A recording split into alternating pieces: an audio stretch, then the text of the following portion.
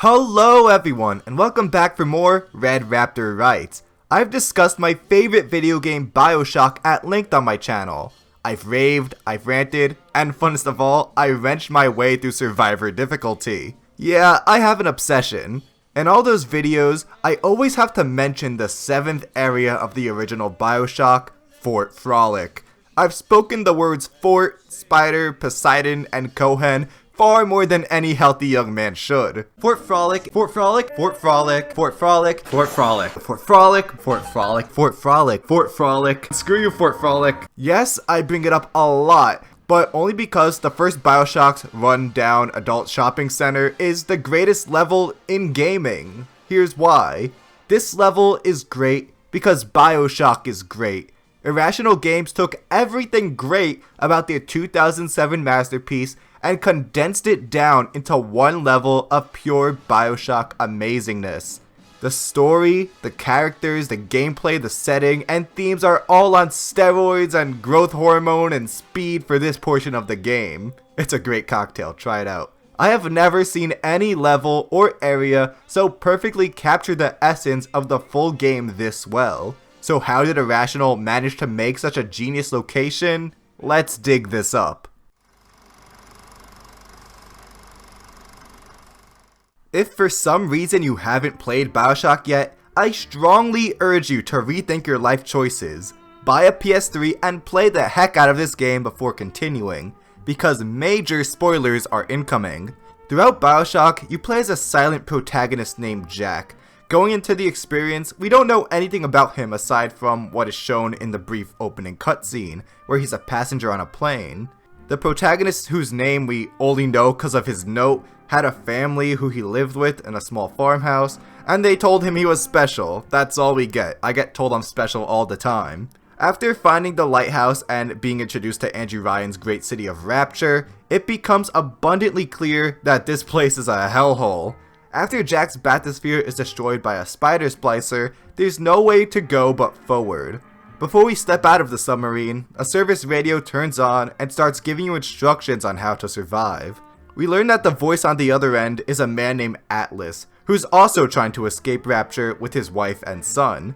With no other option, you're forced to side with him in order to move forward. Now guys, I know you know the main plot of BioShock, but I have to lay some groundwork. Bear with me, folks. Once you reach Smuggler's hideout where Atlas's family is, Andrew Ryan sends a wave of splicers to murder them. Once you and Atlas fall back to Arcadia, the plan changes. Instead of sneaking out, Atlas wants you to head to Ryan's office and murder him, removing him as leader of Rapture so you and Atlas can finally escape. Some shenanigans occur with the plants. The player has to fight mobs of splicers in order to restore the forest for its oxygen, and then you make your way to Fort Frolic. The plot of Fort Frolic is relatively simple. You see, this area is the one between Arcadia and Hephaestus, where Andrew Ryan is pulling the strings. Jack needs to transfer bathyspheres here in order to get to him. It seems like a short walk, and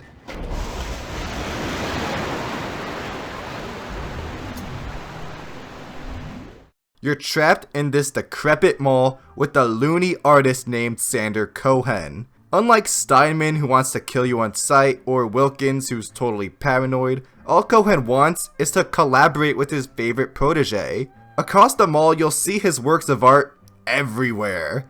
The lunatic covers dead bodies in plaster and poses them for all to see. However, his greatest work is not yet complete, as he implores you to help him finish his quad tick. My quad tick. My masterpiece. Go ahead. Don't be afraid. Touch it. Cohen will let you go to Ryan's office only if you finish his work.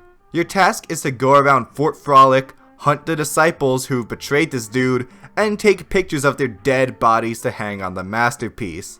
Before actually learning of the quad tick, you watch the death of Robert Fitzpatrick. Then, after photographing him, you get instructions to kill 3 others in any order of your choosing: Martin Finnegan, Hector Rodriguez, and Silas Cobb. Each of them are hiding around Poseidon Plaza for the player to hunt down and photograph. Look at this photograph. Every time I do it makes me laugh. Every time I do it makes me Finnegan is an ice shooting Houdini splicer in the frozen tunnels, while Cobb and Rodriguez are nitro splicers found in Rapture Records and Eve's Garden respectively. Once the work of fine art is complete, the player is personally greeted by the genius himself, who gives you a prize and sends you on your merry way. Now, you can choose to fight him or go to Hephaestus. Actually, it's far more valuable to leave Cohen alive, because you'll get to see him later in Olympus Heights, where behind a locked door to his room is a weapon upgrade station, but only he can unlock it. If you decide to get revenge on the crazed splicer in Fort Frolic, you miss out on an upgrade and a trophy if you're into that sort of thing. Anyways, something I love about this level is how inconsequential it seems at first glance. Sander Cohen is literally halting your progress to Hephaestus in order to have you do a fetch quest, and this comes right after Andrew Ryan himself stalled you by murdering the city's oxygen source. This area has the appearance of a complete diversion before the big twist. Irrational had a stroke of genius here, because the least consequential level in BioShock is actually the one that says the most about the overarching story. The player just isn't aware of it at the time. Firstly, we get a huge hint of what's to come at Eve's Garden, where Jasmine Jolene performed. I'm sorry, Mr. Ryan. I didn't know. I didn't know Fontaine had something to do with it. What are you doing? No, don't, please. I loved you, don't, please, no. For some reason, the original was the only game with ghosts. I don't know why the sequels dropped them, because here, they more than prove their worth as means of storytelling. Throughout BioShock, there are sequences that give the player a glimpse of Rapture's downfall in real time. The in-universe explanation is that, since Little Sisters recycle Adam in the environment, splicers such as yourself see the memories of past users through the Adam you're consuming. In Eve's Garden, Jack witnesses the ghost of Jolene the night she was beaten to death by Ryan for collaborating with his arch-nemesis, Fontaine. Once the player enters the crime scene, they find an audio diary elaborating what they just witnessed. That creepy Dr. Tenenbaum promised me it wasn't going to be a real pregnancy. They'd just take the egg out once Mr. Ryan and I had... Oh, I needed the money so bad. But I know Mr. Ryan's gonna suss it out. Gonna know I wasn't being careful. Gonna know I sold the... Mr. Ryan's gonna be so mad at me. This is you she's talking about. Jasmine became pregnant with Andrew Ryan's child and sold the fetus to Fontaine through Tenenbaum. She was used by the mobster in order to control Ryan's own flesh and blood. Because the genetic locks and sensors were tuned to Rapture's leaders, having half of their genes was enough for Fontaine to get his assassin around the city without being locked out of bathyspheres or mowed down by security. We're putting all the bathyspheres in lockdown until further notice.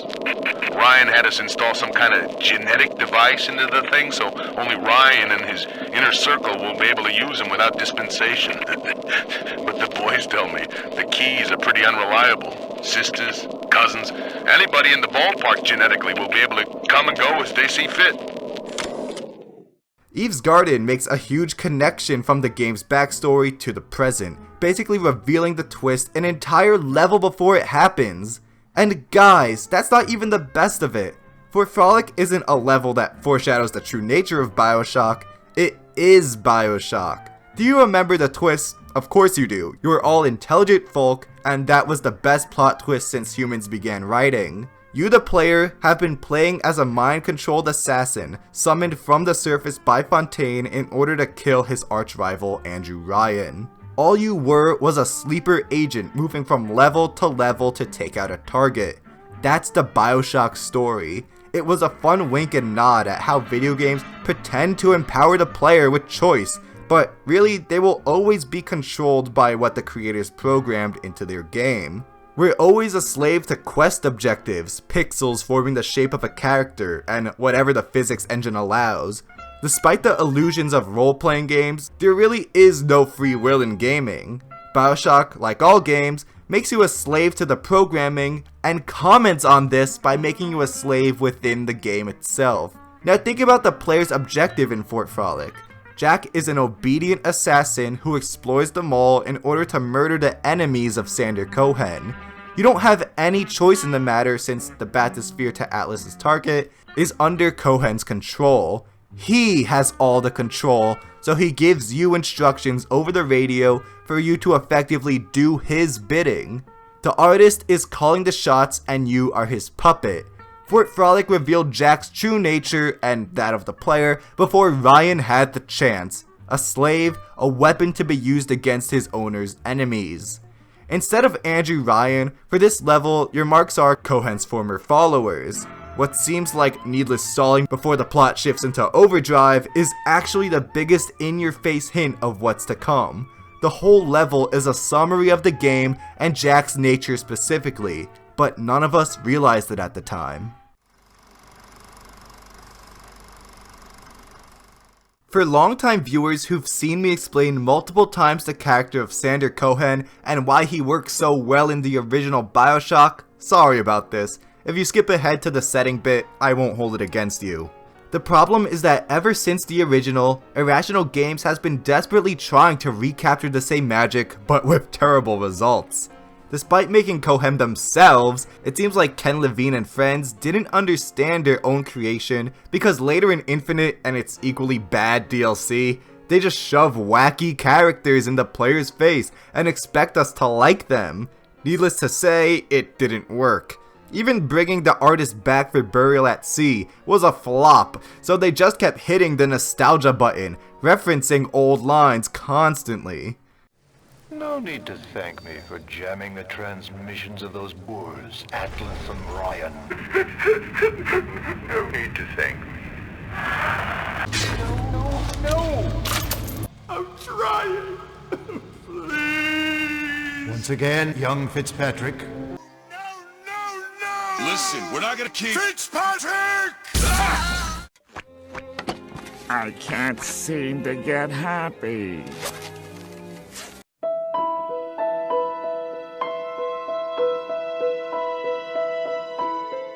It takes more than dramatic close-ups, wacky lines, and references to make an enjoyable character.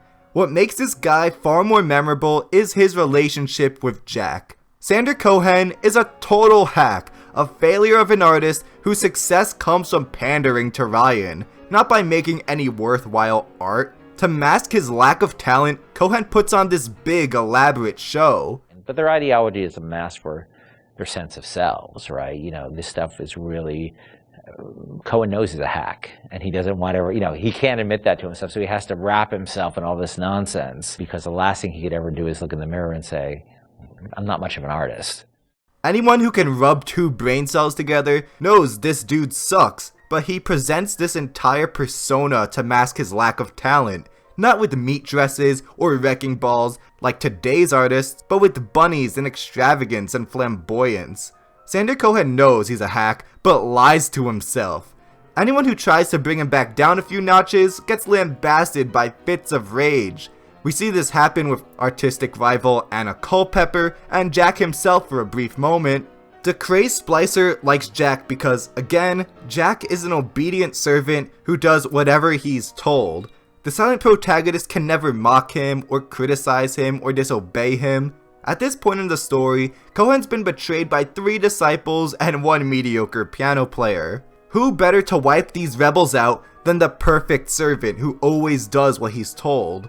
Jack's skill and willingness to do everything fascinates his new master, making him tonight's entertainment. You can tell how much Cohen enjoys his little moth, since he continuously shines a light on you like you're performing, forces you to battle to Tchaikovsky's Waltz of the Flowers, and smothers you with gifts. As weird as it may seem, there's a real relationship here. A relationship that also, again, echoes that between Jack and Atlas, which us players didn't know at the time. Jack stays in the role of servant, but Cohen substitutes Atlas's role as master, and a more appreciative master at that. Fontaine doesn't shower me with gifts. I'd rather stick with the lunatic. The world of Rapture is filled with amazing environments for the player to explore. Every level in the game is visually distinct from the next, and each area serves a unique purpose for Rapture's citizens. Medical Pavilion is of course the medical area, Neptune's Bounty serves as a large fishery, Hephaestus provides the power for the city, etc, etc. Fort Frolic, though, is an entertainment center for Rapture's more, questionable customers. It's essentially the mini Vegas of the city, where adults have a little more fun than they should in the various clubs, bars, and casinos. Once again, it also serves as Sander Cohen's own giant personal art gallery, where he presents his many statues and puts on performances in the Fleet Hall. Fort Frolic is a perfect example of the visual storytelling that BioShock is so dang good at. This one area so brilliantly conveys the themes Irrational was going for more so than any other. No other level in gaming has been able to get across its point as effectively as this one right here. Upon entry to Rapture, we're giving this unforgettable monologue by its founder, Andrew Ryan. I rejected those answers. Instead, I chose something different. I chose the impossible. I chose Rapture.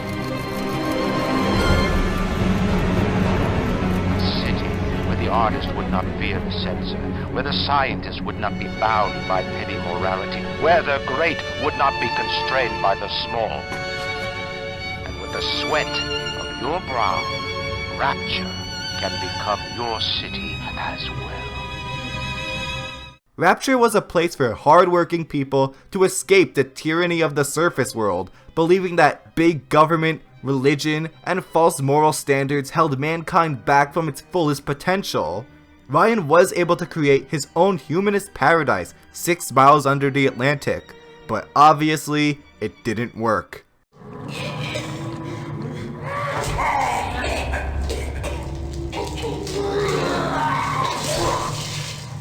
Without any moral restraint, Rapture's inhabitants experimented with all kinds of terrible behavior.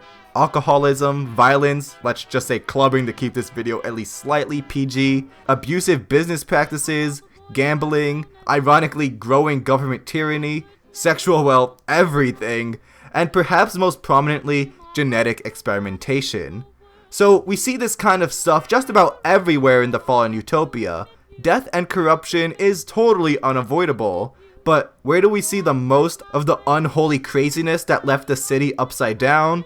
Olympus Heights? No. Arcadia? Not really. Yeah, it's Fort Frolic. This section is like the city's hub of pure depraved human nature. Let's look at the design. All of Rapture follows the Art Deco style that was so prominent in American and European architecture in the early 20th century. Well, at least in the first 2 games, Burial at Sea royally screwed this up, but I've already ranted about that mess. Andrew Ryan set sail from New York in 1946, so utilizing this style makes a lot of sense. Also, Art Deco being prominent in the bustling western cities can easily be associated with capitalism, as opposed to what you'd see in Moscow or Beijing. Now, laissez-faire economics were never fully embraced by the West. Government always had at least some minimal role to play in the economy, but that hasn't stopped the rose-tinted glasses from showing men and women like Ryan a time when the government left everyone the heck alone. Yeah, FDR and the Cold War will do that to ya. Fort Frolic, out of any area, has the most Art Deco and humanist expression you'll see throughout the game. Roaming around the area, the player will view loads of sharp geometric designs and neon lights wrapping around every corner. Like something out of an Iron Man fever dream, human statues are erected everywhere. Ow! The Fleet Hall is surrounded by them, and again, all the weird statues made of real people.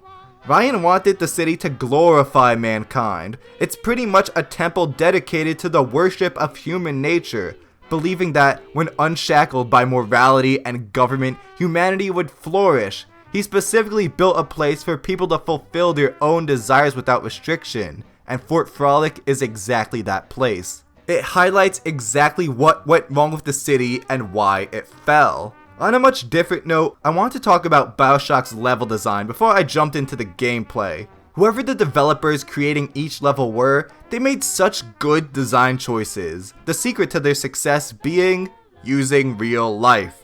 Many areas in Rapture should feel familiar to the player, allowing us to easily grab a hold of their layouts. A few good examples are the Mercury Suites in Olympus Heights, and the Artemis Suites and the Home for the Poor in Apollo Square. These 3 locations are residential apartment areas, so they're organized in a predictable way, with multiple floors with various suites and rooms connected to each one. Fort Frolic is no different. Actually, it's the best at this too, no shock. The entire area itself is divided into 2 main sections, but both are structured in similar ways. Poseidon Plaza and the main atrium have the structure of malls that you and I are used to, only without everyone's favorite hero. Both sections have 2 floors that serve as hub areas. These central areas then connect to various shops we see everywhere. You enter one store, get whatever you're looking for, head back to the main area, then go to the next store. The mall layout is far more navigable than many other games I've played. Look at similar games. In Dead Space, you're constantly pressing R3 for your locator to lead the way. All the classic Resident Evil games and their remakes have a map for you to memorize eventually, but are too dependent on. Even BioShock 2 has Dionysus Park. I played that game probably a dozen times, and I still couldn't draw its map by memory if I tried. I hold no animosity towards any of these games, they're great, but level design is very underappreciated. Yet the original BioShock nails this anyways. Fort Frolic is simple, navigable, yet decently sized at the time. The first BioShock has unforgettable gameplay as it's the perfect blend between shooter, RPG, and horror mechanics. Pointing this out is nothing new, but this far into the video, I'm sure you know where I'm going with this. Fort Frolic is the peak of gameplay in this masterpiece, and it flexes on other games too. Looking at just BioShock, this is the level where all the gameplay elements fall into place. It really is the first time when the entire experience is in the hands of the player. Like all role-playing games, BioShock allows you to customize your character's abilities. Anyone who really knows what they're doing will likely specialize Jack to meet their specific playstyle. Some players like being guns-blazing generalists, while others enjoy focusing on melee, fire, ice, electricity, or stealth. The gameplay can be tailored to your preferred style. However, this doesn't come in full force until Fort Frolic. Using a melee build is a good example. Wrench Jockey is available in Medical Pavilion and Wrench Lurker in Neptune's Bounty, but these aren't powerful enough to be game changers. The research camera is also in Neptune, but the player won't encounter thuggish splicers to research until Arcadia. By the time Fort Frolic rolls around, if the player's been diligently researching, they should have Sport Boosts 1 and 2 before finishing the Quad Tick. This makes player movement and the wrench swing much faster, especially when combined. A similar situation happens with the Bouncer Big Daddy. Between Medical Pavilion and Fort Frolic, all you'll see are the ultra deadly Rosies. Unless you backtrack to Medical, which 99% of players won't do, it's by researching the Bouncers in Fort Frolic that you'll get Wrench Jockey 2. A double Wrench Jockey, double Sport Boost Wrench Lurker build is super effective. Wrench Lurker 2 comes in Hephaestus, and probably so will permanent 50% wrench damage increase for more research, but by Fort Frolic you're well on your way to the ultimate wrench build. For stealth, photographing Houdini splicers should easily have gotten the player natural camouflage by now, unless they suck. Plus the crossbow you get after hanging Fitzpatrick's picture, that's a deadly combo too. The Chemical Thrower and Human Inferno become available in Arcadia, but Electric Flesh and Frozen Field don't show up until, well, you know. Upgrades are a thing, inventing is a thing, more tonic slots are a thing, each kind of plasmid is available after Insect Swarm shows up in Farmer's Market, every weapon is found once the player gets the crossbow. This area is where everything is available to the player for the first time, but also comes right before the Great Rapture Arms Race. You know, that point in the game where the splicers dramatically upgrade Hephaestus and later. If the player hasn't adopted a specific specialized style, the enemies will come across as bullet sponges. Just taking them head on loses effectiveness, making the player strategize how to take everyone out. I don't have a personal problem with this because I'm such a pro, but I can see how non-totally awesome pros will struggle to get quick kills. So Fort Frolic has all the RPG gameplay mechanics in place before enemy sponginess becomes an issue. This section of Rapture also brings out the most horror elements out of any BioShock level. Medical Pavilion and maybe Apollo Square might contend, but no, it's Fort Frolic. I get more of the heebie-jeebies from this one area than anywhere else in Rapture combined, across both games. Poseidon Plaza is easily the darkest area aside from the immediate area around the player. Because Cohen follows you with a spotlight, your location is telegraphed to the enemies while they hide in the dark, leaving you with a sense of vulnerability. Everywhere you turn, you get the feeling of being watched, probably because you are. All around you from beginning to end are the sounds of footsteps, crumbling ceiling tiles, clinging on the ceiling, and the whooshing of smoke. You're always being hunted by someone or something. I just love and hate how this section utilizes the spider splicer. They get introduced in Neptune's Bounty with a handful of appearances, but are never used to their full potential until we enter the mall. I love the subtle foreshadowing the game provides immediately upon arrival.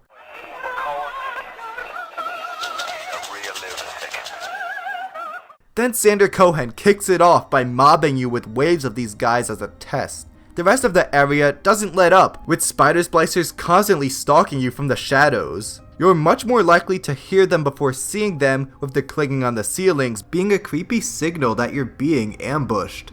Spider splicers are such iconic enemies because of Fort Frolic. The two are basically synonymous, more so than any other level and any other enemy put together. No enemy in any other game leaves such an intense impression on their level like the Spider Splicer does here. Really, I honestly can't think of one. Quarry Junction Deathclaws? Didn't do it for me. The Cairnic in Amnesia? That's more of a special encounter. The Hot Tub of Stormtroopers? Alright, you got me there. Nothing really can beat Fort Frolic and the Spider Splicer. They're such a thrilling combo, but that's only for the non-explorers. It gets worse. Upon entering the Poseidon Plaza, you'll notice straight ahead a store called Sinclair Spirits, which used to be a winery. However, when you enter, you'll notice more plastered statues than Cohen usually leaves around.